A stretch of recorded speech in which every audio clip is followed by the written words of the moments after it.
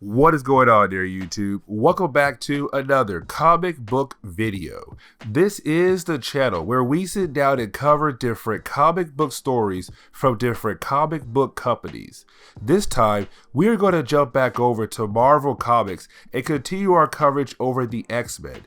We're going to cover a story where Wolverine and Nightcrawler are going to team up with Alpha Flight, a Canadian superhero team, to take down a threat that was kind of scary and powerful in the 70s, the Wendigo. But if you like today's comic book story, please hit that like button down below and subscribe to the channel for more content to come in the near future. Also, if you have any suggestions on books I should read, please let me know in the comments below. You never know, your suggestion could be a future video down the road, but I do hope you enjoy today's video. So in the opening of this book, we pick up with the X-Men after the big Dark Phoenix storyline. So first thing first, Angel had rejoined the team.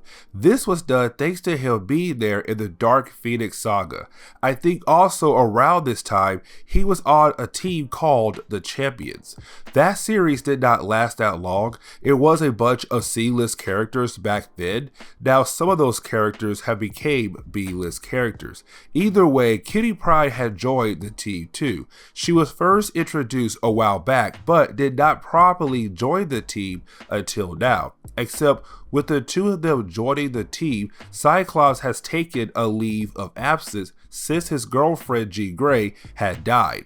We see them working out in the Danger Room as a way to show them that life moves on after a death, and they still need to be ready for anything. Also, Storm is now the team leader of the X-Men. This is the first time she became team leader. After all of the new introductions of this new X-Men team, well, we learn a few things first. First is that Kitty Pryde is scared of Nightcrawler because of the way he looks. At the same time, Kitty Pryde does have feelings for Colossus already, even though she is very young and he is a young adult. After all of that, you have Wolverine talking about how he needs to go to Canada since he has a warrant for his arrest. The reason why is because he was part of a group called Alpha Flight that worked under a government branch known as Department H. Except Wolverine had dipped out without Department H approval and joined the X-Men. So Wolverine is going to go back and end things there before they come to the front door of the X-Men again like they have before, and Nightcrawler is going to go with him. Also, this is the moment Kitty Pryde gets her first codename, Sprite. While those two are out on that mission, you have Storm and Kitty Pryde go on a different mission as a way to have the two of them bond. This begins the mother and daughter kind of bond between them. Well, maybe more like big sister and little sister bond, but we see them go to some kind of dance studio where we get introduced to Stevie Hunter, who is going to be Kitty Pryde's dance instructor. Switching back to Wolverine and Nightcrawler as they are in Canada, we see them go to the home of James Hudson, the leader of Alpha Flight, the original one, and also known as the Guardian. We are going to see him here in a minute, but we pick up with the wife of the Guardian, Heather, as she is excited to see Wolverine and let Nightcrawler know his real name, Logan. After that, Heather tells Wolverine and Nightcrawler that her husband James is not here because he is on another mission with Alpha Flight. So Wolverine and Nightcrawler will have to go out there to hopefully get the Canadian government off Wolverine's back for good and let him be a free man. Now in this story, we are only going to have half of the Alpha Flight team. Guardian, the leader of the team, at this time, he is wearing some kind of power suit and it gives him the ability to fly, makes him more durable, and throw an energy blast. Snowbird, who has the ability to turn into animals that are native to Canada, and finally Shaman, who uses different kinds of magic spells and stuff. But after we get our introduction of these characters, that is when you have Nightcrawler and Wolverine appear and ask to help out Alpha Flight. We learn that there was a family out camping in Canada. Their oldest child, a young boy, was woken up by something called a Wendigo.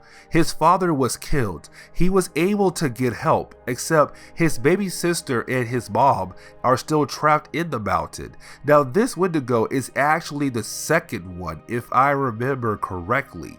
A Wendigo is when someone is cursed and turns into a monster, but the only way to beat the curse is if it is passed on to someone else. Usually there is only one, but in some other stories there has been a lot of them. Now Wolverine knows about this Wendigo because when he first appeared in Marvel Comics, he was sent on a mission to kill the Hulk, except while fighting against the Hulk, they were confronted by the first Wendigo, Paul Cartier. Wolverine tells us that while the Hulk and him were fighting against the first Wendigo, Paul Cartier's sister and his best friend George tried to take the curse away from Paul. Well, they succeeded, but now the curse was put on George. So the Wendigo out there must be George. So after Nightcrawler and Wolverine agreed to help out, well, Nightcrawler teleported outside to get their gear so they could be prepared to fight against the Wendigo. Except this is the moment Nightcrawler is confronted by the Wendigo, which means we are going to see Nightcrawler fight against a Wendigo now. But before we are able to get that moment, well, we have Angel meeting up with Colossus. Now, the reason why this is happening is for Angel to learn more about Colossus, since this is the first time they will be ongoing teammates. Let Angel get used to being on the team again, where really it is just Angel kind of realizing that Colossus is more than just some strong guy, that Colossus has a pure soul and makes Angel care for the man even more, because really Angel did not understand Colossus. There's another page where we see that Storm is upset with the fact that Kitty Pryde is enjoying Stevie Hunter, her dance instructor. This was done to show Storm being overly protective, but for me, I'm like, dude, chill out. She is just learning how to dance and that is it. But we can finally jump back to Nightcrawler, who is fighting against the Wendigo. Now this fight is more of Marvel showing us that Nightcrawler doesn't really stand a chance against Wendigo. The reason why is because Nightcrawler at this point is not a fighter, more of a support character. Plus, when you have someone as strong as Wendigo, Nightcrawler teleport powers won't do much to this guy. And of course, you have Wendigo throw Nightcrawler across the area, and of course, to crash at the cabin where Alpha Flight and Wolverine are still at. Which of course leads into a second fight for the Wendigo, where he has to fight against Alpha Flight and Wolverine. Now, you would think that with all of them being there, they should be able to handle this situation very easily, except when you have some other characters being more of a defensive character and only a couple characters being more offensive, well, it makes it easier for Wendigo to take down Guardian and send him flying away. So now it leads to Wolverine and Snowbird going after Wendigo to hopefully stop him. And so the next few pages are more of Wolverine and Alpha Flight fighting against Wendigo for a third time, which of course this time we get Wolverine going at him first, because Wolverine is the one who is trying to finally end the Wendigo problem. But at the same time, remember that there was a mother and her baby girl that was stuck in the mountain as well. They are alive, but of course Wolverine has to save them soon, and Snowbird also joins in to help them out.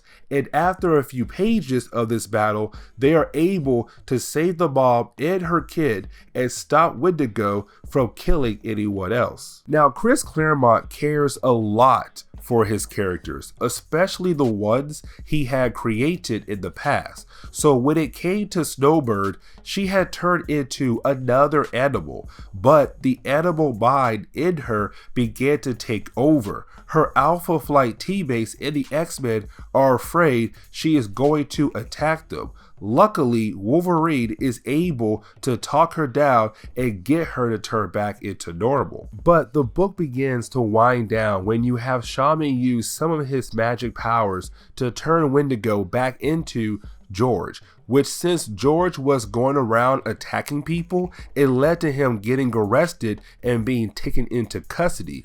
Also, this is the moment you have Wolverine and Guardian agree to drop all of the charges that were on Wolverine, and he is able to go back home without worrying about Alpha Flight coming after him for his warrants. The book closes on the Guardian going back to the Prime Minister of Canada, where the Guardian learns that the Canadian government basically had considered that maybe their money should go somewhere else and no time to finance some superhero team. So the question is now, what is going to happen to Alpha Flight, since basically they had just got laid off? Then there is a page we get that shows us that the next storyline is going to be Days of Future Past, where we see Blob breaking out of a prison and talking about how someone is supposed to be there for him to help him escape, which I will explain his powers in the next video,